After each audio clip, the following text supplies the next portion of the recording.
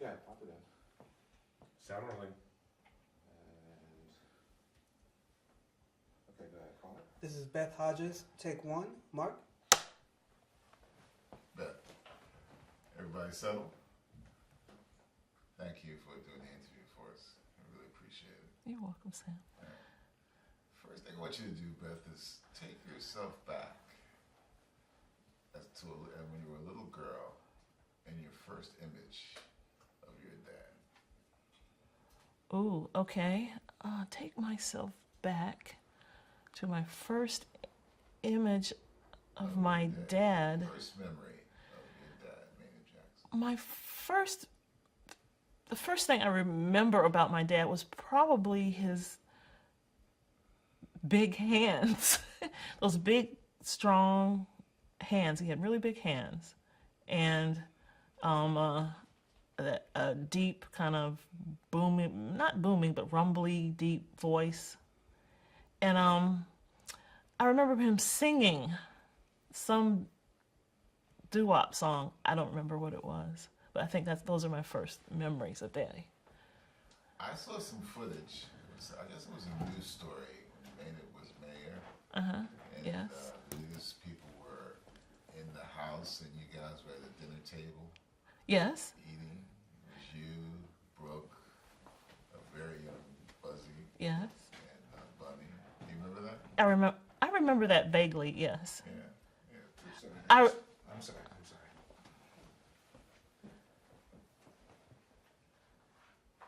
oh, thank you.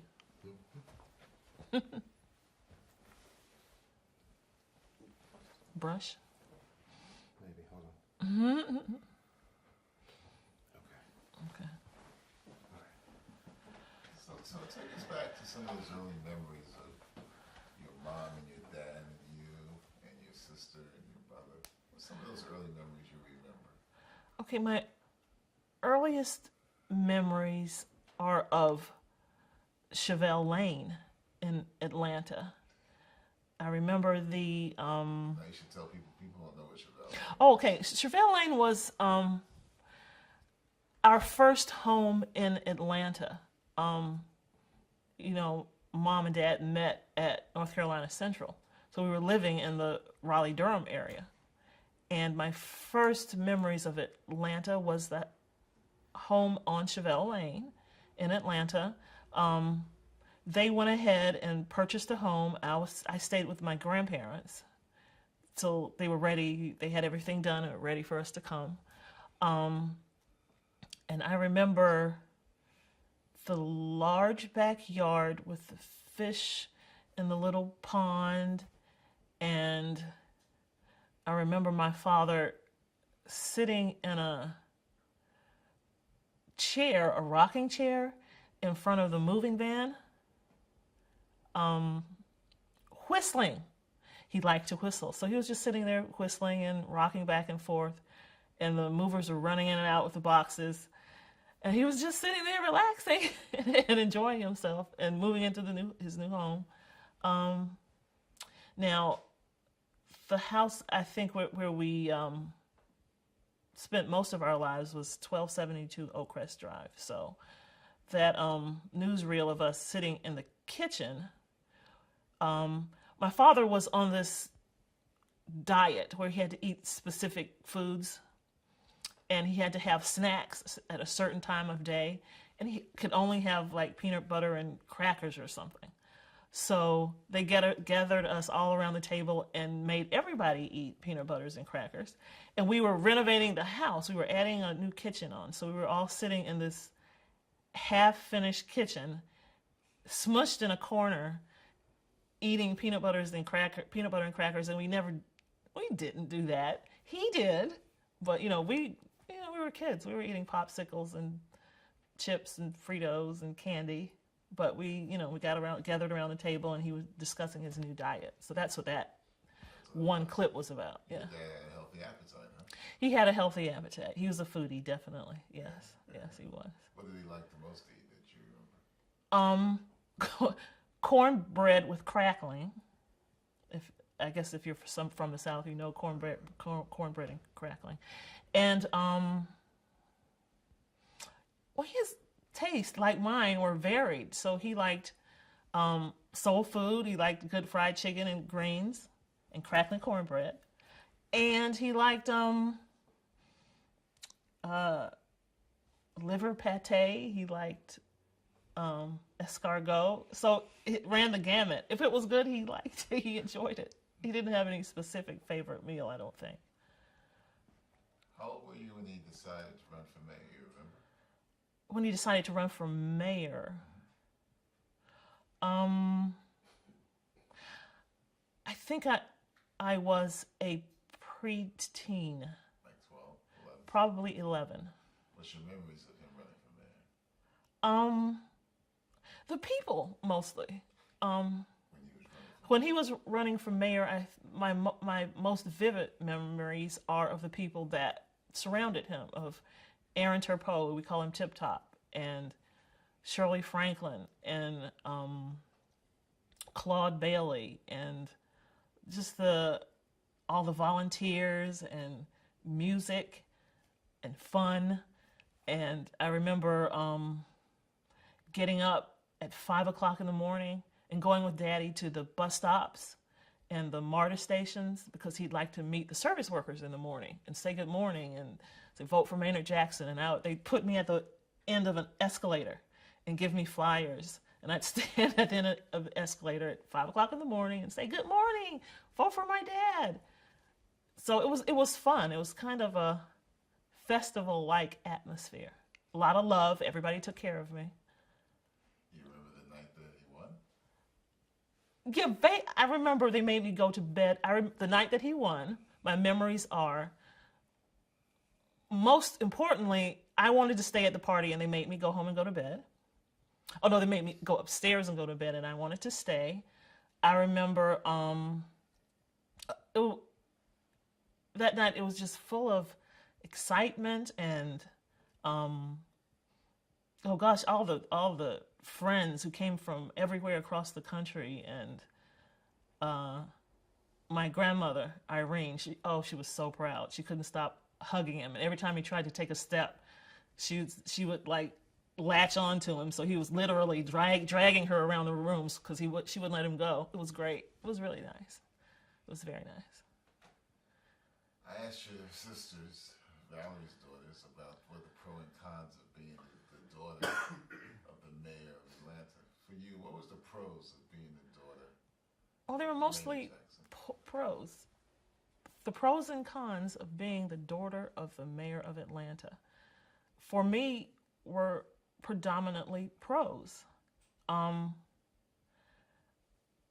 always almost compare myself to Forrest Gump because I was in so many history-making moments in my life, and I didn't, as a little person, didn't really realize it.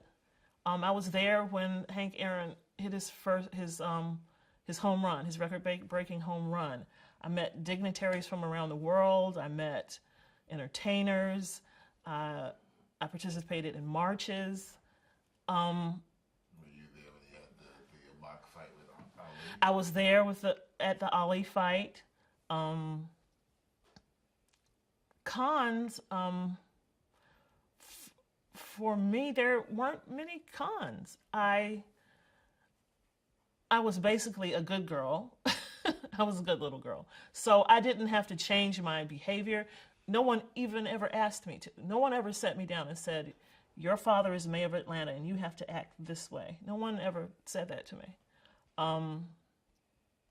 I guess I wanted to make him proud and I didn't. So I just was always myself anyway. So there weren't many cons. As a matter of fact, I can't think of one. You can't think of one? There were no cons for me in my life. Because I was surrounded with so much positivity. So I didn't feel cons. Or they shielded me from them. I do remember that we would get threatening calls at our home. But my mom and dad kept me from answering the phone. Don't answer the phone. And I guess you could think of a con. we had to have executive protection. So a police officer sat outside of our house. I guess some people would think of that as a con, but those men became my really good friends, and I still talk to them to this day. So that really wasn't a con either, because I have a lot of close friendships from that. So I suppose there could have been some, but I didn't really feel them. You were the oldest of your mom. Just gotta make that kind of adjustment again. Oh, let me go brush it, maybe. You have a brush? Yeah, I do. Let me find my, Let her where's my purse? Get out. first. Yeah, bring me a purse. Is this your purse? What color is your purse? Black. Black, and it's sitting right up there. Yeah. Is this it? Where, yeah. Yeah, the big one's sitting right there. That's Wendy's. The big one's sitting right up there. No, no, right there, by the door. Yeah. We got it. Sorry, guys. It's all right. Should I cut for something? Sure. Let's change the slate. Okay. Which little piece of hair is it? There's one lock that's not cooperating with the other. Talking? Look. All right, let's see that slate. Sound rolling? All right, go ahead and call it. Beth Hodges, take 2, Mark. Give me a second. Ready? Yes. You know, Beth, when I split from my first wife, I had an oldest son who was pretty devastated when I left his mother. How did you feel? You were the oldest child. What was the impact when your dad and mom split on you? When my mother and father split, I was a junior or senior in high school. We missed having him around every day. But at that point, if I remember correctly, he was running for a second term. And I worked in the campaign headquarters. I was the receptionist. So I still saw a lot of my father. I was old enough to campaign with him. So I was actively campaigning. So I saw him a lot, maybe even more than I did when we lived together, because he had to make a concerted effort to see us, or he had specific days when he was supposed to come and get us all. So I saw a lot of him, but just because I was working in the headquarters. But I don't know, there was maybe because I was older, not a lot of strain, just missing a daily activity. I missed hearing him snoring at night. My room was like right down the hall from the master bedroom, where my mom and dad's room. And I would go to sleep by his snoring. I missed his snoring at night. It was very loud. But I think it probably affected the younger children more than me. In what sense? Give me an example. They just didn't. I had him to myself for a long time. It was me and him and my mother and my grandparents. I don't think maybe I felt the loss that they might have felt. And they were in school every day when I was going into college. And in the evenings, I would go down to the headquarters and I would be there at the rallies and this and that, and they were not participating. So I think I spent probably a lot more time with him as a young person. I've asked a lot of people about, yesterday when I was talking to Tally, I was asking about the family and the importance of family. And I know how difficult it is to be separated from your family, and have another family. Yeah, it is, yeah. And how difficult was it for your father, in your opinion? I think he tried very hard to not have us feel the effects of him being gone. He tried very hard. And it was hard for him to do because he was such a busy man, but I saw the effort as a young person, that he was really trying hard to make that up. And he was constantly telling us and me, how much he loved us. And, you're a beautiful girl. You can do anything in the world you want to do, and I love you. And so I didn't, I could see that he was trying really hard to not have us feel as much loss and doing the best that he could. During that second term as mayor, the Atlanta child murders were happening, and I know that there was a tremendous amount of concern about the young black boys who were being killed. Yes. I know he was concerned about Buzzy. How did he talk about that or deal with that in terms of Buzzy? In terms of Buzzy, he couldn't go anywhere without one of us, and that was Why don't you say during the period of the Atlanta child murders.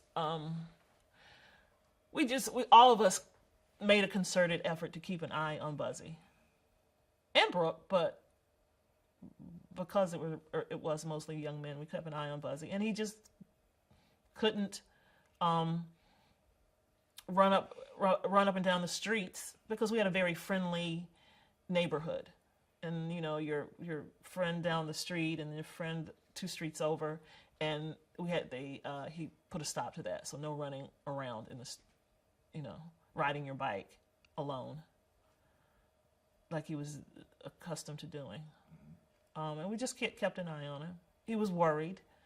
He was very stressed about it. And it was apparent. But, we always had that executive protection in front of our house for years, that policeman 24 hours a day. Now, did the policeman go with you and your siblings when you went to school? We had executive protection. The first term, going into the school with me, literally going into the school and putting me at my desk and coming back later at 3 to pick me up.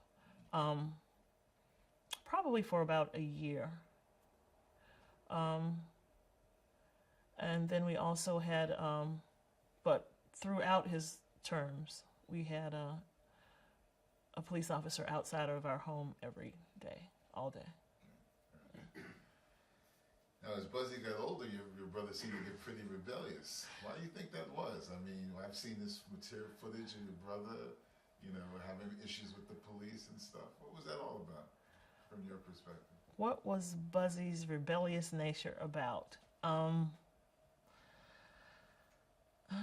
don't know. You're gonna have to ask him. I don't know. Gosh, I don't even know if I can answer that question. I don't know what that was. I don't know what that was about. What was that about? I don't know. I couldn't tell you. I don't know. No? I really don't. What was your reaction, though? You must Worry. have some feelings. My reactions about that was I was just worried about him, and I wanted him to. I didn't want him to go through any type of pain or distress. So, of course, I was worried about Buzzy. I still worry about Buzzy. And now he has a wonderful wife, but I still worry about him. Well, did your father talk to you about your brother? My father, other than saying, talk to your brother, watch out for your brother, but he never talked about his specific situations with me. No, he never did. As you were getting older, and you were very proud of your father, obviously. Yes, I Your was. companion Yeah. of your father. As you got older and you saw your father's accomplishments both in his first term and his second term, how did you feel as watching your father, Maynard Jackson, be, the sort of pivotal figure in the South, the first black mayor of a major southern city? How did you feel as a daughter? Very proud. I felt very, watching him become a pivotal political figure made me very proud. And I think I may have worried a bit about the stress that sometimes you could see him going through. But in general, and especially when he was out campaigning or talking to the public, which was his favorite thing to do, he was in his element. He loved campaigning. He loved Atlanta and Atlantans. He'd get up in the morning at 5 o'clock and drive around the city with his driver, and say, "Oh, that stoplight is out. That sign needs to be put back. Those trash cans are overflowing." He'd just stop at a random bus stop and say, "Good morning. Where's everybody going?" So he was that. Part of him really loved it. I remember seeing him go through a lot of stress during and I can't remember the specifics of it because this is during his first term. I was young. A garbage strike. The garbage workers wanted more money, and he felt there was just no money in the budget. And you could see how that hurt him not to be able to help them. I think his first instincts were to help Atlantans, specifically Black Atlanta. And I could see how that bothered him, how it hurt him. But I was very proud of everything he did. Good. Yeah. Good. When your dad stopped being mayor after 2 terms and went off into the business world, and then he decided to come back and run for a 3rd term, how old were you then? When he ran for a 3rd term, I was married and starting my life in Washington, D.C. I was excited for him because I know that he loved politics, but I was also asked him, "Why do you want to do that again?" But I understood that it was his passion. Why'd you have that? Why do you want to do that again? Why'd you say that? I said, "Why do you want to do that again?" Because he had a few years of freedom and less stress. He traveled to Chicago several times a month because he was at a Chicago law firm. And the traveling was stressful. You know, anybody who flies a lot and travels a lot, it's stressful. But he seemed to be really enjoying the business world. He was certainly enjoying the new finances. And you know, part of me was my instinct was to protect him. And do you really want to do this again? And How was his health by that time? By that time, I can remember that my father was always very good he would start a new diet and he would do the diet part, the meal, the eating, very well. We could never get him to exercise. I remember him buying gym equipment to put in his home so he could use the gym equipment. I'm not sure he ever really used the gym equipment. He probably looked at it and said, "Oh wow, that's very nice gym equipment." I'm not sure if he used it as much as he should. His health it was not bad, but it wasn't great. I mean, I believe he was pre-diabetic or diabetic. So, you know, there were health concerns. There were just general stress concerns. Yeah, I mean, as Tally was saying, he was making a lot more money before he was working at Chapman. Yes, he was making a lot more money. And then he decides to run for a 3rd term as mayor. He's making less money. He's got you and Brooke and Buzzy, and then he's got the new family. Yes. You know, it's got to have a tremendous amount of stress. Why go back and do a 3rd term as mayor? You go back and do a 3rd term as mayor because that's what made him happy.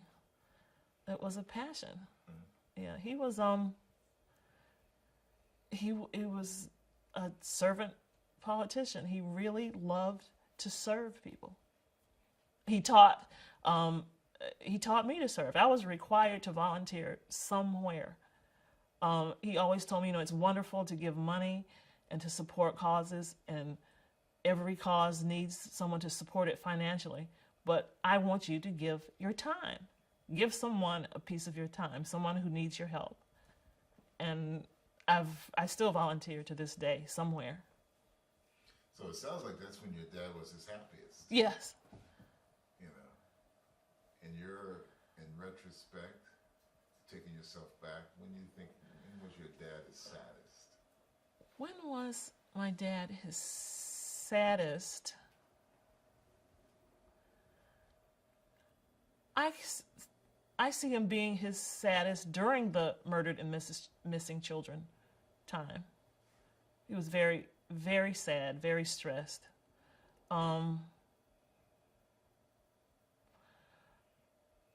And maybe also, he had a mother who was ill, who had Alzheimer's. That was stressful for him because he was also financially supporting her and keeping her, taking care of her finances. So that was sad for him. Did he ever talk much about his dad, his own dad? Daddy never. He talked about the trips. Dad used to talk about the trips he and his father took, their family vacations. But he never really discussed his feelings about his father. No. He never really did. Not with his children. Or not with me. I don't know about the others, but he never really discussed his feelings about his father. So he discussed his feelings about John Wesley Dobbs more. I guess he remembered more about him. What did he say about John Wesley Dobbs? Oh, he was the second coming. He was a wonderful man. He loved his grandfather. He became a Mason like his grandfather. And I think it was probably his grandfather that gave him his passion for politics and community service. So he loved his grandpa. What about his siblings? He talked about his own siblings, his sister and his brother? Well, they visited. So What do you remember about the Maynard and his siblings getting together? I remember my father, his siblings, and his aunt, all his aunts, there were several of them in Atlanta. He liked to go, his Aunt Millie and her husband, her husband Robert, who was a dentist. And I remember we would all gather at their house for chili. So anytime Uncle Bob made chili, then everybody got called and everybody showed up for his gigantic pots of chili. My grandmother Irene she used to make this killer gumbo. So that was another, and now I'm noticing the trend. Everybody gathered around food, right? The pots of gumbo, and we would all go to have gumbo. I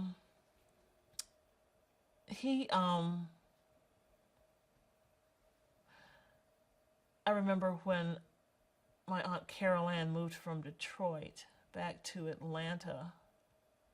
He was really happy to have her around him again.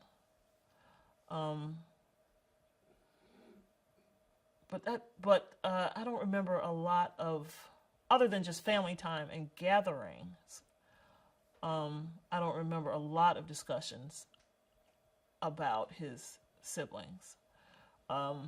His Aunt Jano, who was living in Lagos, Nigeria, her children would come to visit often in the summer. And he loved having them there. 2 little boys who used to, would give Buzzy somebody to compete with, and they tear the house down. But other than that, he didn't discuss a lot of things, especially personal things. He kept things pretty close to the vest about his siblings with his kids. Yeah. I want you to take us This is, going to be difficult to that day. Mm-hmm. Tell us about your day before you got the phone call from Howie.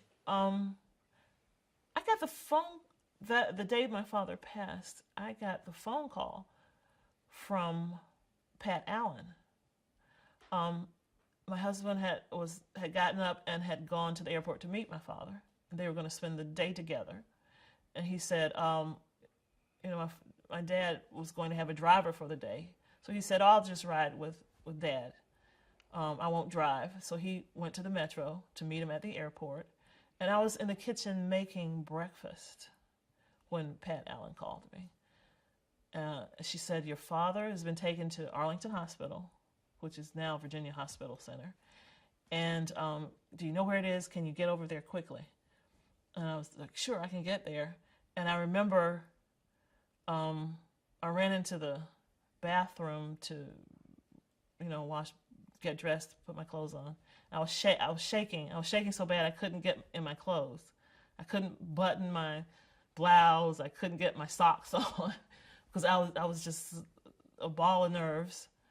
My stomach was in my throat. I jumped in the car, and it literally was maybe 8 minutes away from my home. So 90 miles an hour, I drove to the hospital to see what was going on.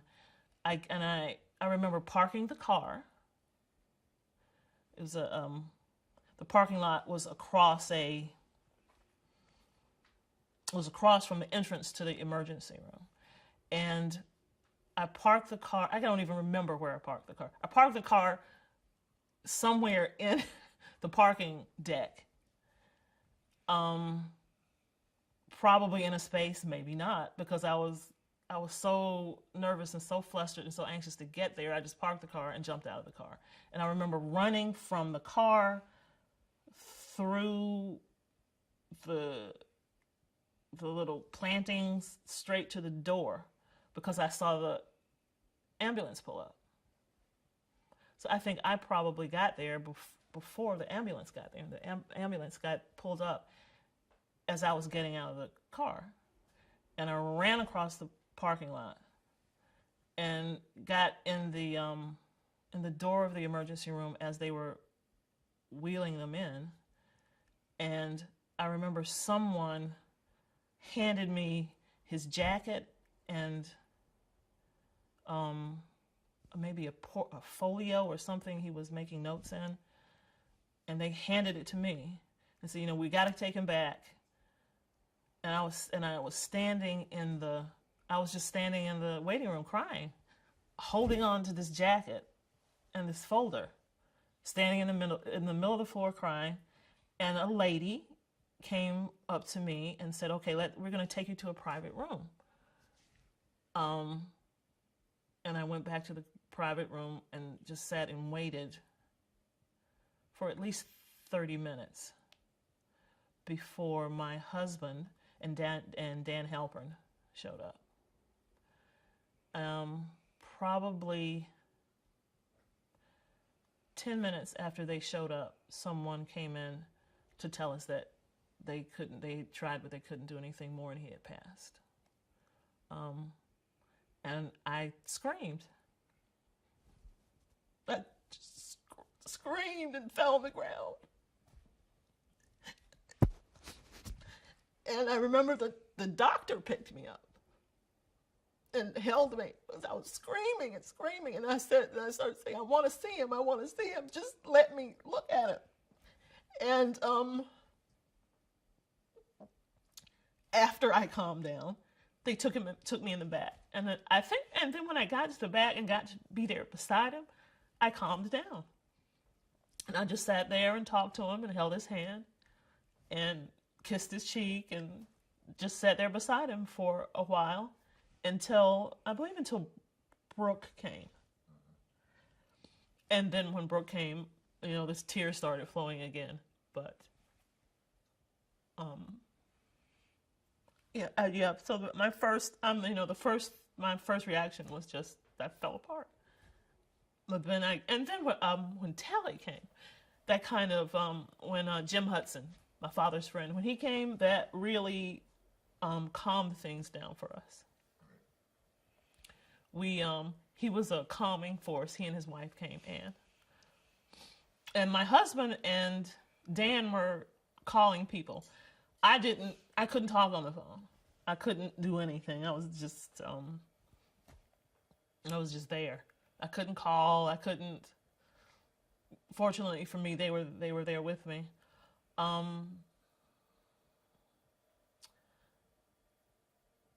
Yeah, we were in the hospital for a long time. They were very good at keeping the media away from us because the media was arriving. The hospital made a statement because I could not make a statement at that point. So, and I didn't want to. We just wanted to notify Valerie and let her be the first to say something.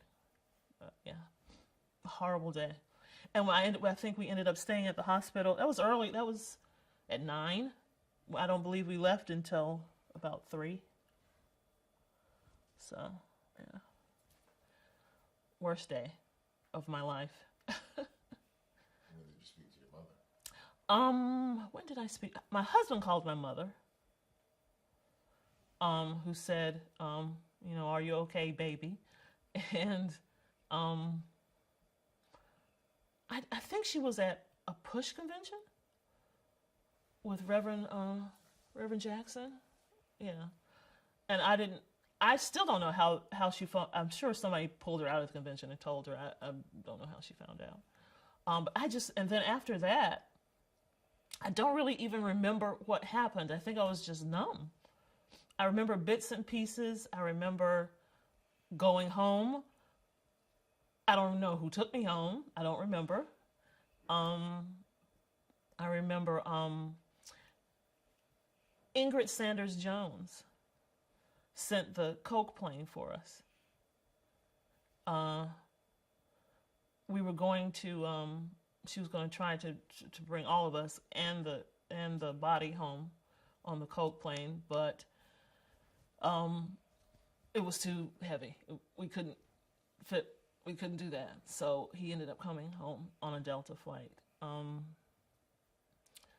But I think it was so wonderful of her. I talked to Ingrid. I talked to Pat Allen, who was my father's executive assistant. Was one of the sweetest ladies ever. And I went home and packed, and I think I slept until someone took me to the airport. And what do you remember about the funeral service? Oh gosh, I remember. Well, when we arrived, I went straight to my mother's home, and we met the plane. We met the Delta flight where his body came in. My husband Howie, Dan Halpern, and Jim Hudson brought him home on the Delta flight. And his body was escorted to the funeral home. And then I think I just went into a numb space again. There were 3 services. There was one at City Hall, there was one at Morehouse, and then there was the service at the Civic Center. I remember the hordes of people at City Hall, the lines going around the block for the viewing. I remember people lining the street as we were going to and from the funeral. But, I don't remember, I don't have specific memories of a lot, just a lot of well-wishers. And I kind of just sat down, shut down, and slept a lot. And then actually there were 3 ceremonies to go through. So we went through the City Hall ceremony. We went through another ceremony at Morehouse, and then the last service. So it was stressful and a lot. But yeah. And when you think back to those times, Beth, what's the fondest memory you have of your dad and your interaction with your dad? Oh, I have a lot of fond memories of my dad. I think I was the lucky one because I got him at the beginning of his activist career. So for me, he instilled a lot of community service and Black pride and so many positive things. A lot of cute memories, a lot of great memories. Daddy wanted me to move back home from the Washington, D.C. area. So about a year or maybe two before he passed, a couple of times a week, a real estate agent would call my home and tell me about some house that was for sale in Atlanta. And then, a gentle hint from him is like, oh, see, there's a house you need to come and look at this house. You may like it. Maybe you should move home. And we seriously considered it because he was so insistent. And every time, we pick up the phone and it's like, hi, my name is Joe and I'm with some real estate company. And your father told me to call you and tell you about this beautiful 4-bedroom, 5.5-bath home on this street. I was like, oh, okay, thank you. So that was a hint. He wanted me to move back home. Daddy put hot sauce on everything, so that's a great memory. He had hot sauce. Beyonce is not the only one who carried hot sauce in her bag. He had hot sauce in his briefcase. He had hot sauce in his desk drawer at work. He had hot sauce sometimes in the car. He liked hot sauce. Other great memories. I have great memories of him. He would whistle when he came in the house to let everybody know he was home. That's a good memory. And I think I was very lucky to, when you're young, your parents are your parents, but as you get older, your parents become your friends. I had a great friendship. As an adult, we were in a very good place. We were great friends. And he loved to come up to D.C. and we would try the new restaurants. And we would hang out and he'd say, put on some Motown. Or he'd say, put on some B.B. King. Or he might say, put on some Pavarotti because he thought he was Luciano Pavarotti sometimes. He had a beautiful voice. He could sing. So I have a lot of positive memories of just singing and listening to music and deciding where we're going to go, what's new in DC. Let's go see this and let's go see that. Great relationship as adults. And I was very lucky to have him as a really good friend as an adult. We had a really open relationship. He knew I didn't have to put on any airs with him. I never made him think I was something I wasn't. I didn't lie to him. I was very straight up with him. A lot of people would. What do you mean when you say it was straight up? What did you say to him about being straight up? Did you tell him about things that you felt he was doing in the wrong way, going in the wrong direction? I would tell him about. Yes, I would actually. I'd tell him about people that I may thought that he was trusting, that I didn't think he should be trusting. We would talk, and Daddy would say, now this is off the record. I was like, okay, Dad, I'm not impressed. You don't have to tell me this is off the record now. I know it's off the record. Yeah, so we were great friends. So you seem really close to him. Did you feel cheated when you got another family? No, because we had our own thing going. So no, I didn't feel cheated. What was the last conversation you had with your dad before he passed? He was on his way up to DC. So the last conversation was what time he and Howie would be the night before he left. What time he and Howie would be done, and when we would be meeting, and are you going to stay in a hotel or are you going to stay here with me? That was the last conversation I had with him. Yeah. The oldest daughter, very close to your father. From your perspective, what is the legacy of Maynard Jackson? Oh my. What is the legacy of Maynard Jackson as the oldest daughter? For me, it's civic pride, fearlessness, pride in your community, pride in being an African American person. The importance of tradition sometimes. He loved Morehouse, and he loved the tradition of Morehouse. That was another big passion of his. He loved his school.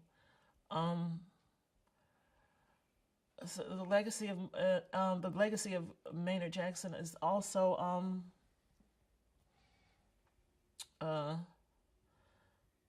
financial independence. He loved seeing successful black women. He used to say, nothing like seeing a successful sister. He loved it.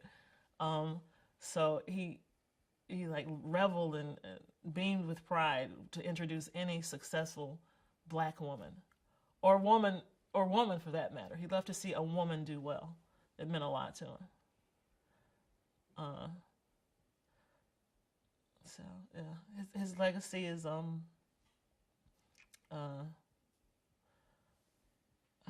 pride. I think mostly pride in being an Atlantan and in being a black Atlantan. You've heard me ask a bunch of questions to people the past couple of days. What's Yes. the question you think I should have asked? I should have asked you that I didn't ask. Oh, what should you have asked me?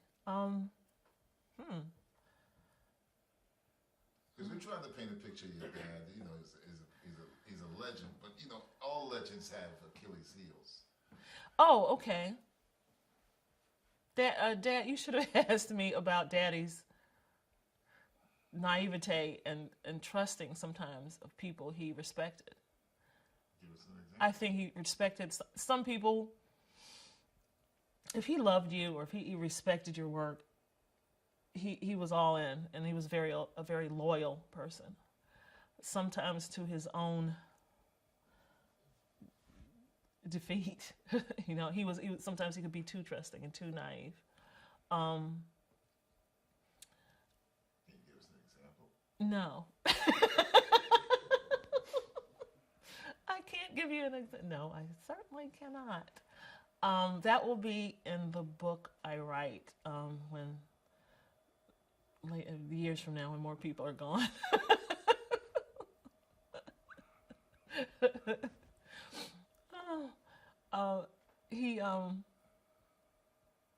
No, I can't give you an example. I can think of them, but I can't give them to you. I'm trying to get you to pull one out. No way. No, should I give an example, Buzzy? No. Say no. I have to live. Then I'll never be able to return to Atlanta. They'll have like somebody on my tail. And you know who would tell you? My mother. My mother will tell you. Yeah, he was very naive. He could be so naive. Oh my goodness. It's like, Daddy, come on. Loyal to a fault. Yeah, he could be loyal to a fault. Yeah. Okay. That's what you could have asked me about. He could be loyal to a fault. Buzzy? Talk about that time when, you know, Martin Luther King got shot, Bobby King got shot, and Bobby Kennedy, and if you can recall him, you know, him moving on the inside to want to run against Talmadge. I can't. I was little. No, I can't recall that. I was 4 or 5. No. No, you're like 8. 8. 8 or 9. No, was I? You were 8. Was I 9? Yeah, you were 8. What year was that? 68. 60. So that was the year Brooke was born. The year Brooke was born. Oh yes, it was the year Brooke was born. Yes. No, and I still don't know. No, I don't, because I wasn't focused on that at 9. Let me change my question. Yeah, move up in time a little. Talk about when you started campaigning, when you started marching, when Dad started, you know, sending What? you to the polls and knocking on doors and all. Okay. I don't remember I did not participate in that Talmadge campaign. But when he ran for vice mayor is when he started involving, I guess, me in campaigning. So,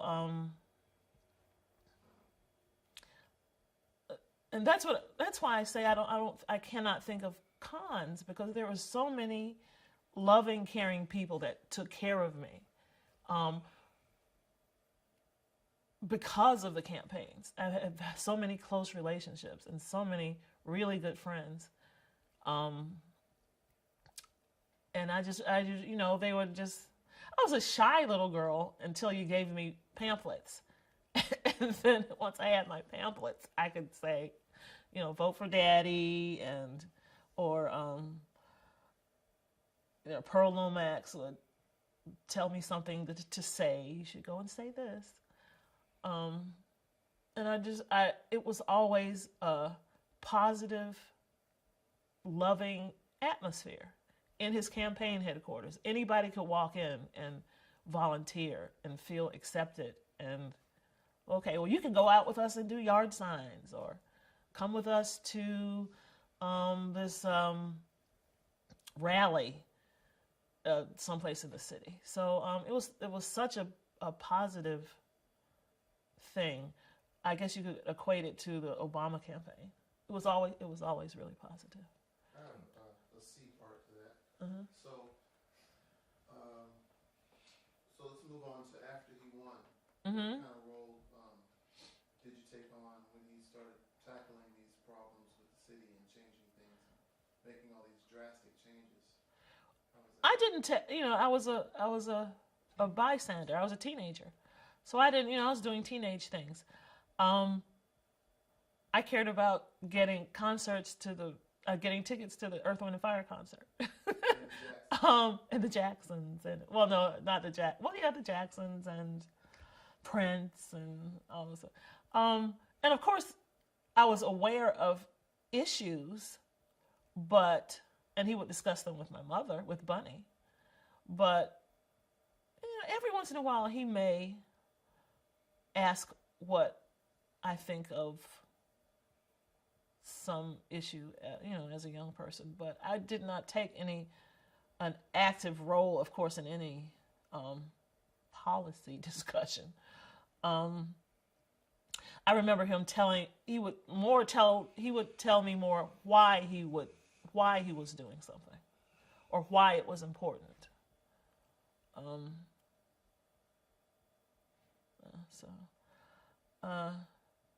But I looked forward to campaigns. That's why I worked on so many other people's campaigns, because I think I probably enjoyed it as much as he did. I know Wendy has questions. Yes. I do. First question, do you feel like talk about his inclination to direct his family, 5 kids? Mm-hmm. I know you wanted you all to be the best, whatever you wanted to do, but do you feel like he was too rigid? He could be very rigid. Daddy was old school, like his grandfather. He could be very rigid. He had standards that he wanted you to uphold. Sometimes I remember he made me go to Spelman. I didn't necessarily want to go there, and then I ended up leaving Spelman and transferring to another school. But he had ideas about what he wanted you to do, and he could even even to his friends around him, he would say, "Okay, you would be really good at X. You should go do that." But he was a pretty strict. In some ways, I appreciated that later in life. I may not have liked someone correcting my every move when I was 13, 14, 15, but by the time I was in my mid-20s, I was damn glad I had somebody who was hard, who taught me things, who was hard on me, who had high expectations of me. So yeah, but he could be strict on everybody, especially his kids. Yeah. I'm going to talk about what anybody that grew up in Atlanta is going to know, and anybody that can Google. Buzzy, 4 girls, 1 boy. Doug Blackman once said that, in Gary Conrad's book, Where Peace Meets Sweet Auburn, he said, although he had pictures of all of his children in the mayor's office, the one that hung most prominently was the one of he and his son.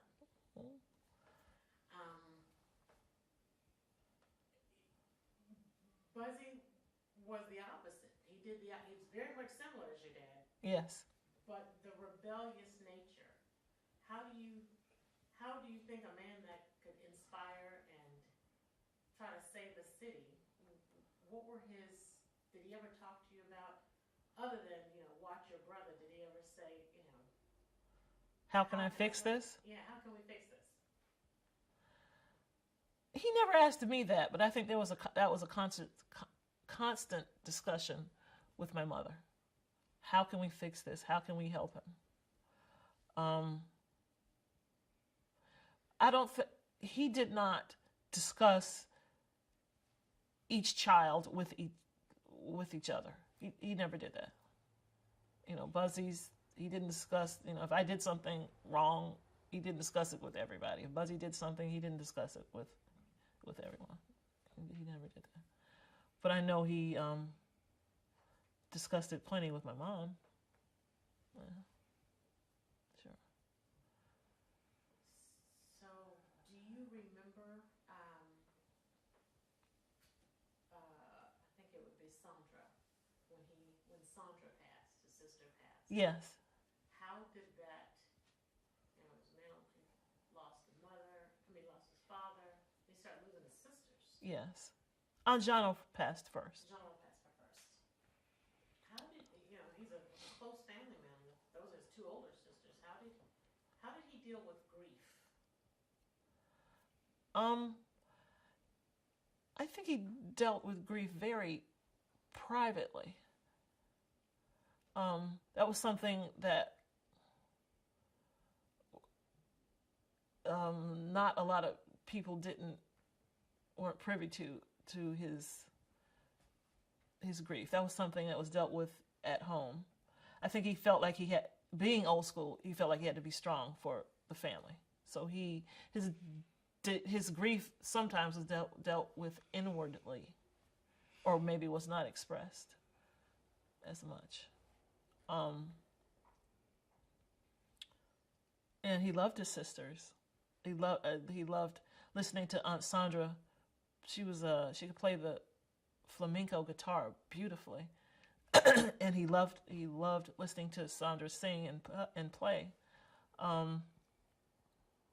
And then he was worried about her son, and what would his life be without his mom, even though her son was a young adult, but he worried about him. But yeah, he didn't express his grief outwardly, and probably not much to his children, because he was old school. He was an old school black man, so you don't outwardly express your grief. Do you feel like your father,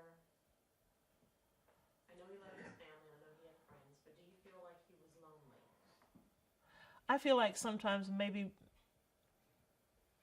he was a little lonely just because of the pressures that were on him always. I'm sure that can be a lonely feeling when everything is on your shoulders, or so many things that affect other people's lives. So many important decisions are on your shoulders. I'm sure that can be very lonely at times. I think he was lonely. And that's I think when those were maybe what those morning drives were about. You just get out in the city and just ride before everyone was awake, and drive around, and go through the neighborhoods and gather his thoughts and reflect, probably. Yeah. More questions? So when he was, making these, I go back to these drastic changes, did he ever talk to you about what he felt would come out of them, what the things he was doing, the type of changes it would make to benefit you? Like, you know, maybe I'm doing this so that you can X, Y, Z. No, no. Do you understand? Well, I don't know. What do you mean by drastic changes? But Like, you know, making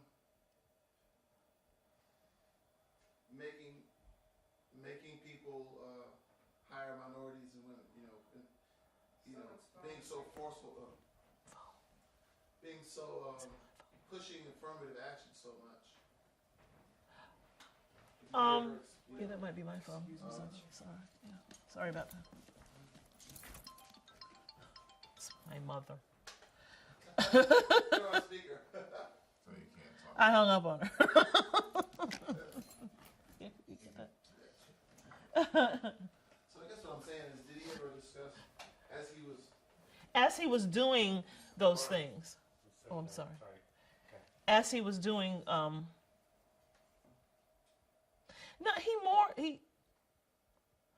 he discussed more.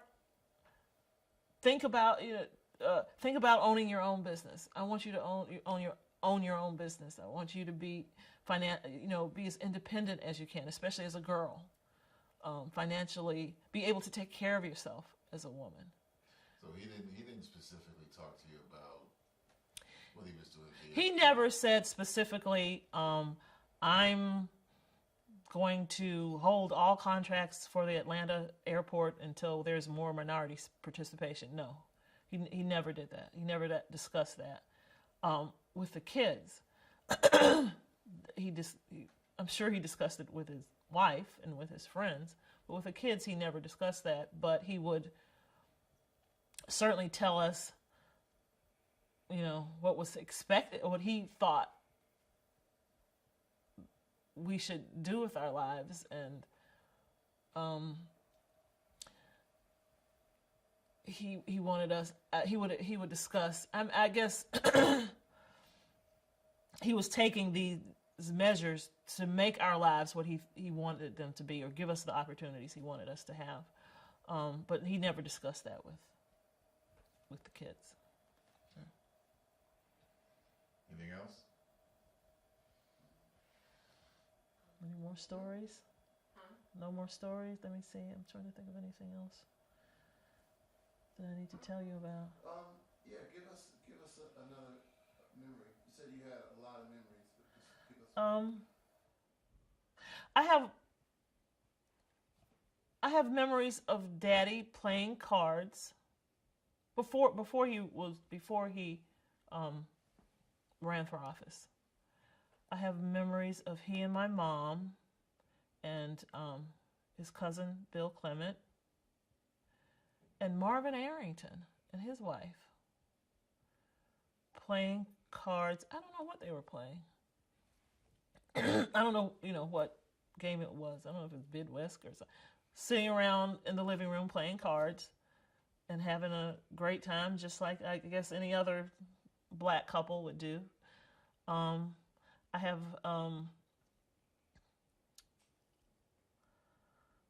memories of him driving with 2 feet, with one foot on the brake and one foot on the. He drove with 2 feet, which I would always chastise him for, because you're not supposed to do that. He loved. He liked to travel. He loved travel. So I have memories of. I have memories of stopping along the road to read the history marker signs. And my mother would say, "Maynard, you're going to kill us all on the side of the highway reading a sign with the trucks and cars whizzing by." That was hilarious. But he'd be like, "Oh, there's a sign about something." And he'd stomp on the brakes and pull over. And, "Let's read the sign." And my mom was like, "Oh my God, he's going to kill us. We're going to get run over by a truck." What other memories do I have of Daddy's? I'm trying to think. At home, I never saw him cook anything, so I have no memories of him cooking. I don't believe he cooked, and maybe he could cook, but I don't remember him cooking. I think of other memories as I was a teen. How did he feel about you dating?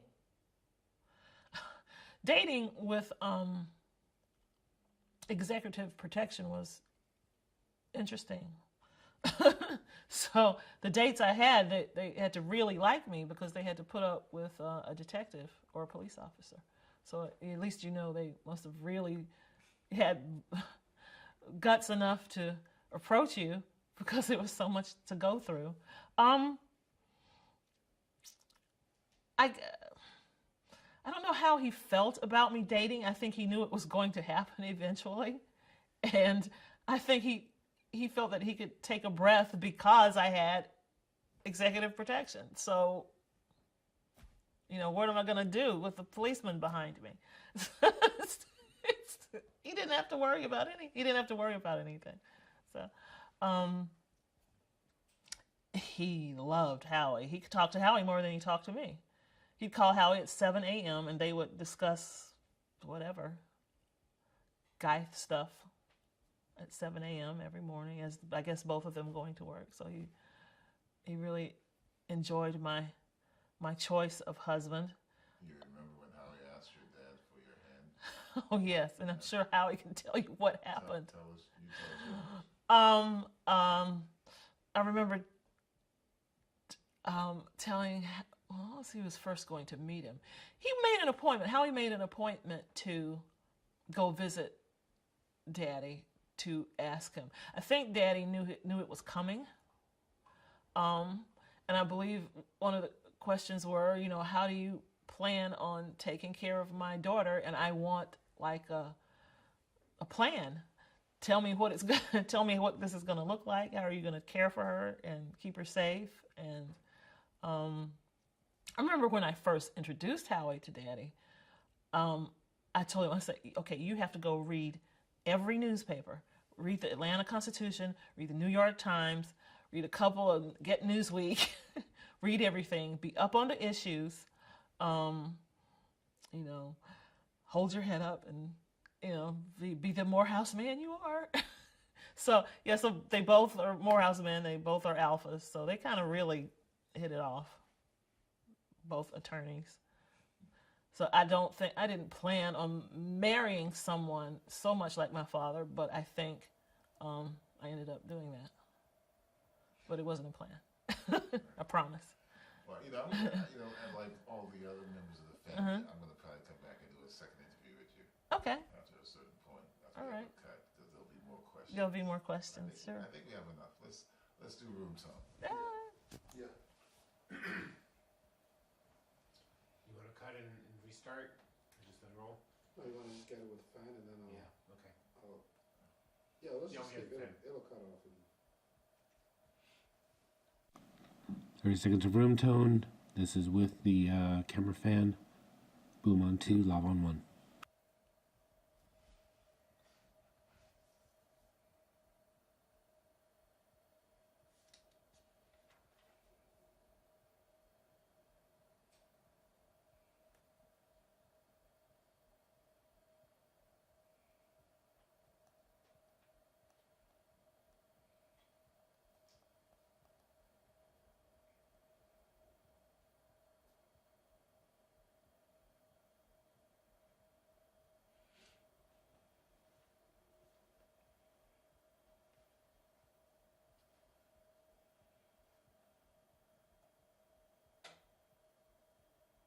Okay.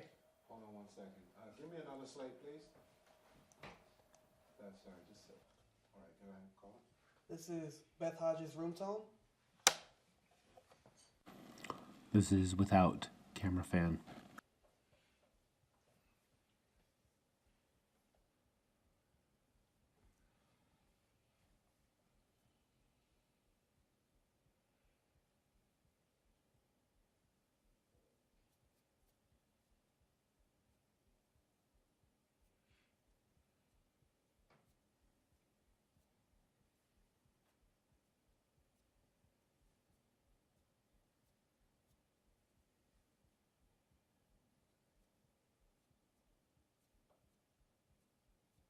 Okay, Alright. thank you. Okay. I'll get you on the Thank book. you very much. You're welcome.